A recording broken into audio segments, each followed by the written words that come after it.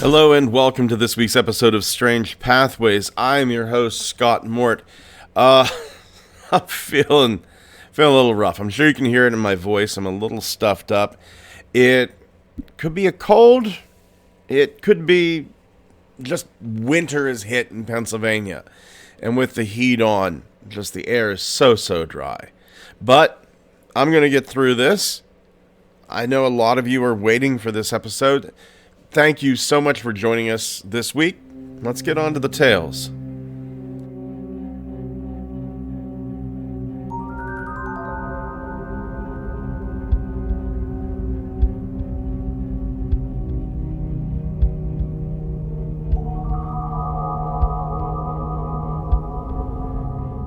Our first tale is going to take us back to 2019. Our witness, F.A., is on their last trip back to the U.S. before COVID. F.A. is an American. They live in Japan. So F.A.'s family has been going to a big family reunion up in the mountains. They rent cabins. They practically take over this cabin rental place. And everybody has their own cabin. They just kind of wander between them. You knock on the door, you hang out for a little bit, you catch up. Anyway, F.A. and their wife arrive, and they go to their aunt and uncle's cabin to see them and their cousins. When they get there, only the aunt and uncle are there. The cousins and their wives and kids, they're all walking around town or out playing on the lake or in a boat, what have you. The eldest cousin and his wife are out in the lake paddleboarding. Now, his cousin's wife had requested a few things from Japan, and they had brought it over to her. My wife loves stuff from Japan. I get the fascination. Ramen boxes. Ramen's a huge thing in the country my wife is from, the Bahamas. Big thing down there. But she also likes the Japanese candies. Quite honestly, I do too. So I get the whole bring me over some stuff from Japan. Now, F.A.'s aunt offers them a beer. It's a little late afternoon, but yeah, why not? Why not? They accept. Now, F.A. and the aunt and F.A.'s wife, they're chatting. They're kind of going back and forth between the kitchen and the dining room. Now, F.A.'s back was to the window that looked toward the lake. On F.A.'s right, behind them, is the back door of the cabin. Keep that in mind. Keep that in mind. They're chatting. The cousin's wife comes in through the door, walks behind F.A. towards the bedrooms and the bathroom. She doesn't really say anything.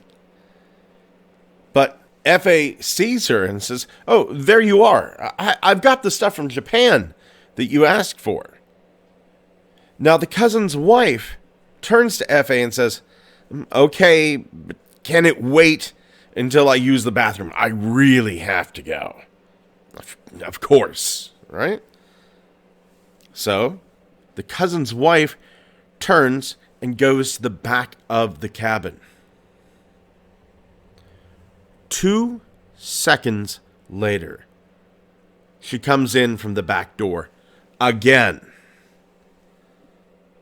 F.A. goes, "Did you forget something?" And the cousin's wife says, "No, I just got here." F.A. says, yeah, I know, but you said you were going to the bathroom. I didn't see you go back outside. And the cousin's wife says, "Yeah, I'm going to the bathroom right now. I just got here." The F.A.'s mind is kind of blown by this. And F.A. says, "No, I mean, you got back, You walked toward the bathroom. I stopped you to tell you I had your stuff, and you said I could give it to you after you used the bathroom. F.A.'s cousin's wife is adamant. No, I just got here.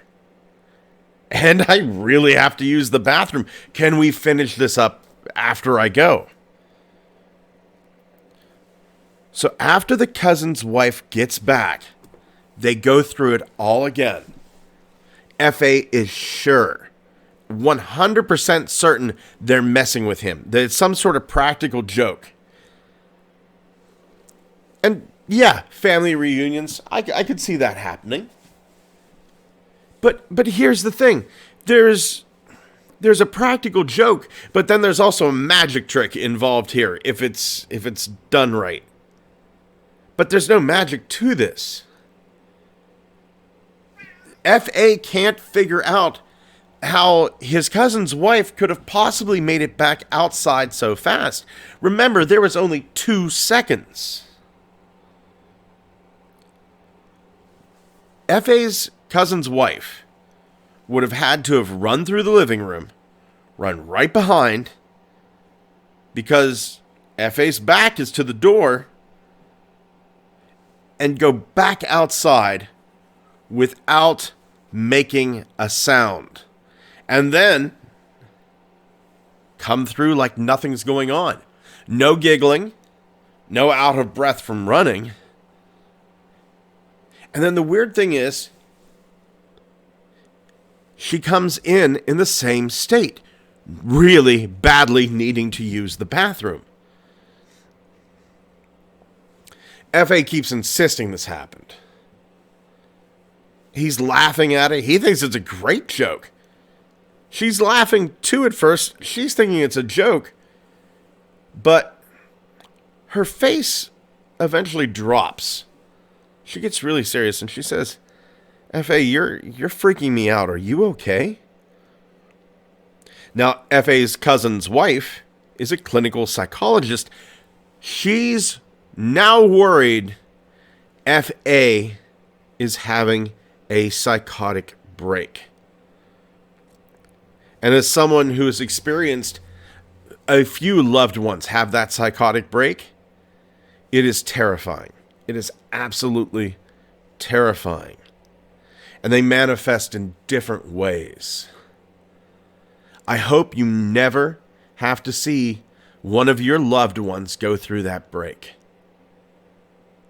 Because the entire time they have that psychotic break, you're sitting there and you're wondering, do I call the ambulance? Do I get them to the hospital?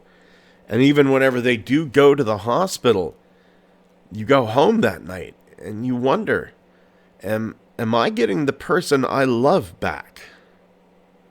Is my mom, my dad, my cousin, my husband, my wife, am I going to get that person back instead of this vicious, cruel, twisted something that they've become? But that's not the case. Over the course of the weekend, F.A.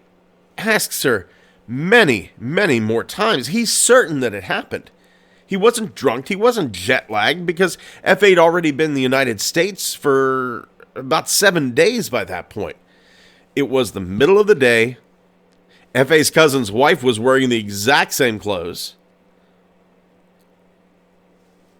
He didn't see her before. How could he imagine what she was wearing before he saw her wear it? But it gets a little weirder. F.A.'s wife was standing next to him the entire time. The aunt was there. He was talking to his aunt. His uncle was right there too. He was behind the aunt cooking. None of them remember F.A. interacting with his cousin's wife. Even though this happened mid-conversation with the aunt, none of them remember it happening. Was it a time slip? That's what F.A.'s wondering. Was this astral projection? Who knows? Who knows? Whenever somebody has a vision, who knows? Hours could pass in the span of seconds. I've heard of people taking salvia trips and just thinking they've spent 10,000 years in a cave, but they've only been high for about 13, 14 seconds. Who knows the way the brain works, the soul works, the mind. I've never had time slips, but I've seen people before I've seen people. I remember the first time it happened. I had a dream about this boy and a girl who were tied up in the back of a van. It was very clear, and I woke up. I was young. I was only maybe 10 or 11 years old, maybe 12.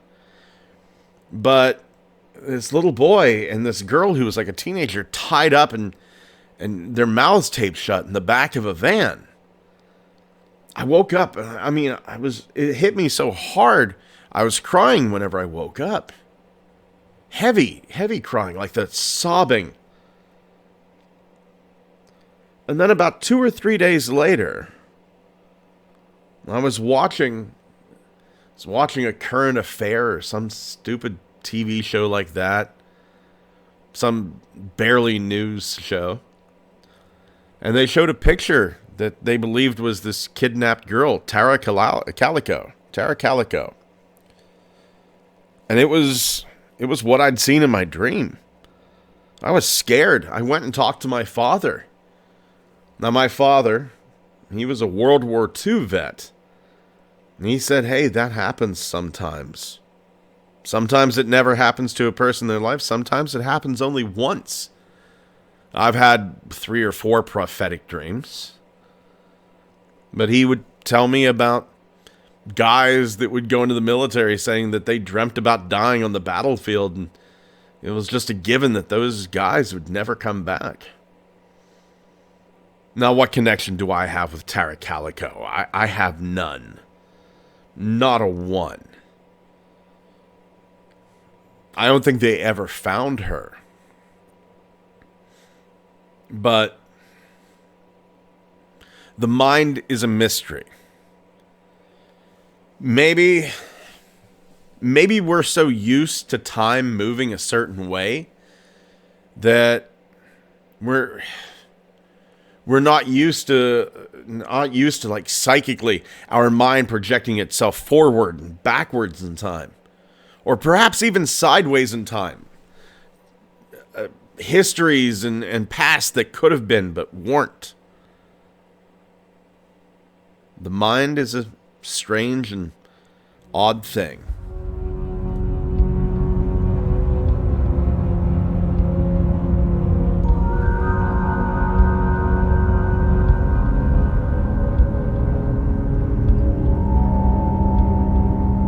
Our next tale, not really anything paranormal going on here, but definitely something curious. We're going to go back to earlier this month, early November 2022. Now, there's a gentleman named Joerg Arnu. Joerg Arnu has run this website. Since 1999, Dreamland Resort. Now, what Dreamland Resort is all about is Area 51. It's the place that supposedly, I think 99.99% of the people who listen to this are going to know this, but it's the place where the United States Army and Air Force, they test out their new aircraft. And it is rumored that they test out some alien technology there. And that aliens are helping. Now, Do I believe in Area 51? Absolutely. Absolutely.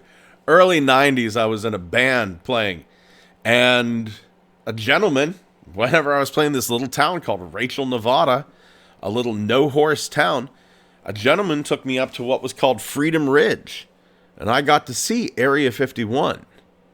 Very, very far off, but I definitely got to see it. And everything that you think would happen happened. Black SUVs showed up. People were watching us watch them. It was really wild. Really wild.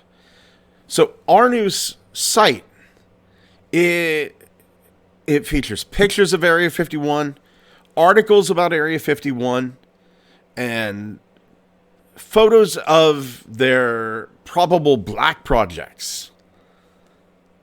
It might be the reason why on November 3rd, a lot of very scary men from the FBI and the Air Force Office of Special Investigation stormed not one, but two of his houses. One in Las Vegas, the other one in Rachel. I'm kind of wondering if I've seen this place. Now, at the time, Arnu was staying at the house in Rachel, Nevada, and his girlfriend was staying at the one in Vegas. Now, there were about 15 to 20 agents in full riot gear. They broke down the doors of both houses. They caused more damage inside. They confiscated laptops, phones, backup drives, camera gear. Even his drone was seized. Now, this was without any warning. Arnu's girlfriend was let out into the street barefoot and in her underwear in full view of the neighbors. They let Arnu out, handcuffed in only a t-shirt and his sweatpants in below freezing temperatures. Now, why did the FBI and the Air Force raid Arnu's home? We still don't know. The only thing Arnu was told was that it was related to images posted on the Area 51 website. The search warrant that Arnu was served was missing pages. The document never said what the purpose of the raid was. There were 40 pages missing from the search warrant. The case is sealed. He can't look up the reason for the search. He's left messages with the FBI agent. They haven't returned his calls. He's trying to get his equipment back or get reimbursement for the damage. This raid, and he wasn't doing drugs. He wasn't doing horrible things. I think you know what I'm talking about. It left him with no way to communicate. They're senior citizens. There isn't some teenager doing it either. The computers that were gone, everything that was taken, Arnu's lost all of his medical records, his financial records, tax records, his passwords, his email, phone contacts, his photos. Think about that. His phone was taken. It left him and Rachel with 2 broken doors and no way to communicate. Now, what was the picture of? What was the picture of, or pictures, that Arnu had that forced all this to happen? The conspiracy side of me, I love conspiracies, but I don't like to think of them, if that makes any sense. The conspiracy side of me says, you know what? There were no photos on there that forced them to raid it. This was just This was just a message sent to other researchers. Keep doing what you're doing, the Air Force says. Go ahead, keep doing what you're doing. And we will bust down your door. We will march you out in the cold, half naked. We'll take your computer, your phone, your everything. We're in charge. You're not. And the thing that's really terrible, it's your tax dollars that paid for it. I don't think there was any photo up there that dealt with any national security at all. This was a message sent to you, to me, to every UFO researcher out there. Don't mess with us, because we'll mess with you right back.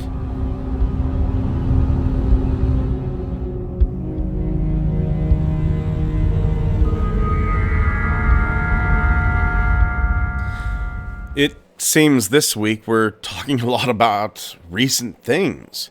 This is going to go back to just 3 weeks ago.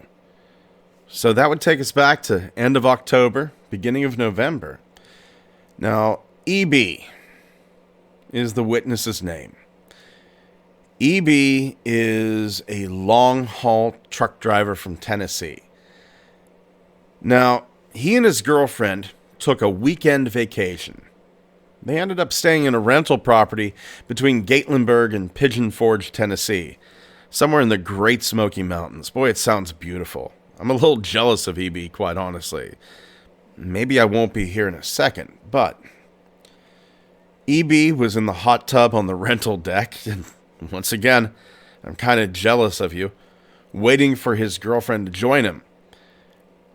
Now, this deck is about 15 feet above the ground, and it's nighttime.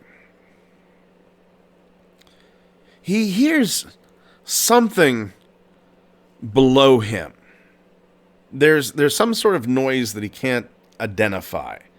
Now, his girlfriend opens the sliding door to go out into the deck, and it's at this time that it sounds like something slides down the support column. Remember, they're 15 feet up. Something slides down the support column and runs off towards the woods. Now, if it was me, the first thing I'm thinking of is bear. A small bear tried to climb up, slid down, and run off into the woods. But bears, whenever you feel them, and they're heavy enough that you can feel them through the ground if you're close. Whatever this was, it didn't have that gallop that a bear does. No. EB said that whatever this was, from the way its footfalls felt, the vibrations, it was heavy, and it was on 2 feet. Now, EB looks at his girlfriend and goes, Did you hear that? He's not thinking anything paranormal at this point. He's thinking prowlers, peeping toms, perverts. But that does keep them on edge. They do have some friends, a couple, that's supposed to be joining them later on. But EB calls them.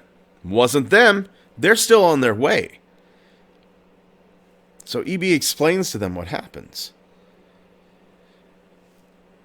EB and his girlfriend, they don't want to stay outside anymore. They decide they're going to go inside. They're going to go into the living room and kind of talk about what they've heard. The friends arrive, and that comfort in numbers kicks in. And they're just having a good time at that point. A few hours pass, and there's another rental property 100 feet east of EB, and there's a ruckus coming from that. EB, his wife, the friends, they go outside and they're trying to figure out what's going on, and they see that their neighbors are shining high-powered flashlights under their deck and into the forest. From the forest, loud grunts and whoops are emanating. They seem to be coming from the mountains and the valleys. A little bit later on, EB and his girlfriend are trying to get some sleep, and they hear loud tapping sounds coming from the wall above their bed. She wakes EB up. EB gets out of bed, goes to the deck, and he hears those heavy bipedal footsteps running into the forest. Once again, those whoops and grunts. And that's whenever EB sees some sort of movement. Now, she took a photo. She took a photo of something looking at them. I'll put that photo up on the Strange Pathways Facebook page and up on our Twitter. Boy, it's hard to see. It's hard to see. And they're admittedly so. It's hard to see. But man, there's just, it's really, really hard to see. It looks, maybe there's something there and I'm not seeing it. But to me, the picture looks like a whole lot of nothing. I don't know if you've ever seen the documentary Hellier, but it kind of puts you in the mind of the picture of the goblin, except maybe 100 times worse. But it will be there.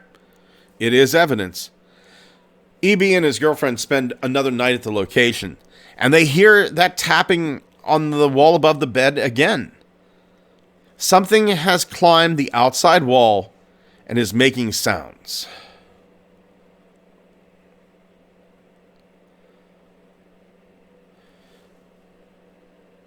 Were a tribe of Sasquatch harassing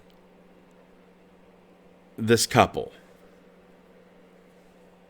I mean, that's what it seems like to me. We're in the same general territory as where Dennis Martin went missing. But I will say this. Once you start looking into the Dennis Martin case, and we have an old episode all about that Dennis Martin case. Once you start to look at it, you realize that a lot of stuff that David Paulides of Missing 411 put out there is inaccurate. Now, I'm not going to attack David Paulides. It's, quite honestly, the man, even though his stuff is riddled, absolutely riddled, with inconsistencies and blatant mistakes, even though the Missing 411 books and movies are like that, I think in the long run, Paulides does a lot more good than harm. He may be misrepresenting stuff, but he is at least getting eyes on the cases. So I can't fault him for that. But one of the theories I've heard about the Dennis Martin case is that it wasn't Bigfoot, it wasn't anything paranormal, that it was a tribe of feral humans that took Dennis Martin. Could that be what happened here? And to me, to me, the idea of a pack of feral humans is much more terrifying than a tribe of Sasquatch.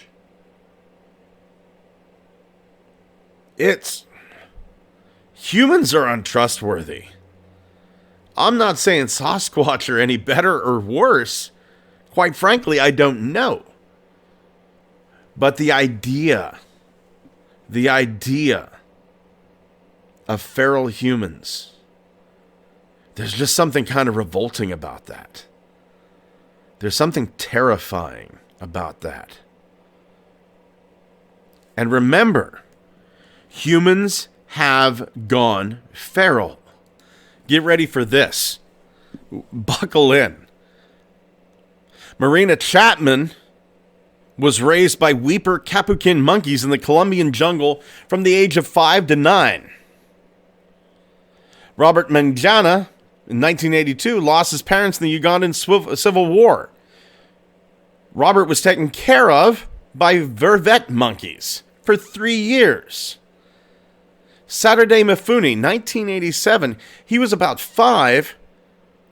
He was found after a year of spending the company of monkeys. John Sebuna from Uganda. His father killed his mother, hanged himself, and John lived with vervet monkeys. 2 years. 2 years. 1872, Dina Senachar, raised by wolves. Marcos Rodriguez Pantejo lived for 12 years with wolves. He didn't leave the wolves company until he was 19 years old. Oksana Malaya, Ukrainian girl. She was 8 years old. Raised by dogs. Ivan Mishukov, Rutrov, Russia. 1998. Wild dogs, lived with them for 2 years. An unnamed Chilean boy, 10 years old. Raised by street dogs for 2 years. Traian Calderar, the Romanian dog boy, from the ages of 4 to 7. Raised by dogs.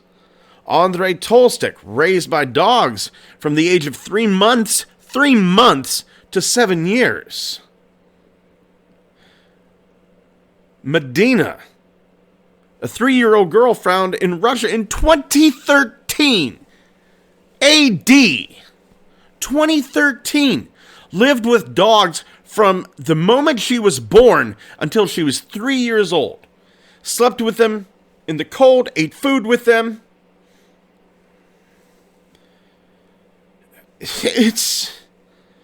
There was an Irish boy raised by sheep. Now that was 1670s.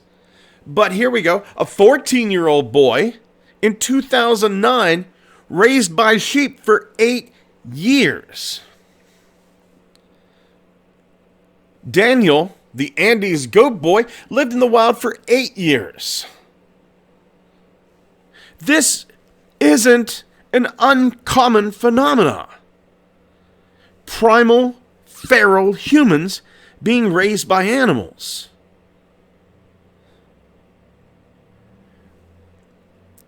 Apparently, it happens all the time. And believe me, doing my research for this, I'm as stunned as you probably are right now.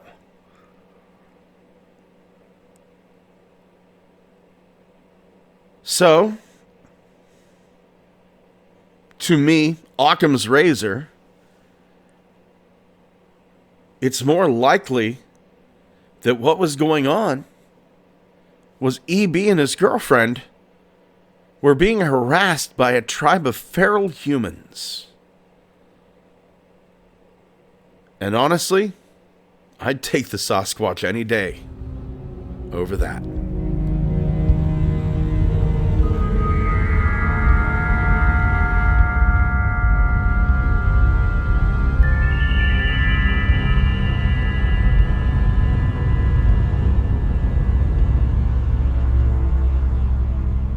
Thank you for joining us once again here on Strange Pathways. If you'd like to see quite a few photos, you can either go to our Twitter, Pathway Strange, or check out our Facebook page. If you want to, check out our TikTok or our Instagram, both of them Strange Pathways Podcast. Or you could email us, strangepathwaysmail@gmail.com. Be sure to head over to YouTube, hit like, click subscribe, ring the bell. I'd love to get the YouTube numbers up to honestly match the downloads that we get from the podcast version of this. Honestly, if we could get to one quarter the views that we're getting from the regular podcast to YouTube, I'd be extremely happy. Be sure to go out there, tell your family, tell your friends about this podcast. Thank you so very much for listening. Take care of yourselves and each other.